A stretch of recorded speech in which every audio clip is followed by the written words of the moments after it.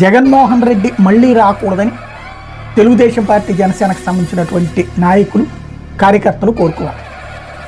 Social media వాళ్ళు కూడా చాలా బలంగా కోరుకోవాలి. రానియకుండా సాధ్యమైన ప్రయత్నాలు 5 ఏళ్లలో చేయాల్సినవన్నీ చేసేసుకోండి. 5 ఏళ్ళ 10 ఏళ్ళ జగన్ది వయసు అయితే చిన్నదే కాబట్టి 5 ఏళ్ళు కాకపోతే 10 ఏళ్ల తర్వాతనైనా రావడానికి అవకాశం ఉంటుంది.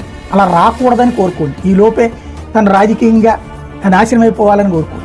లేదా అతను వస్తే ఈ దఫా జగన్ ఎవరినన్నా కంట్రోల్ చేస్తాడని నేను అనుకోవట్లేదు.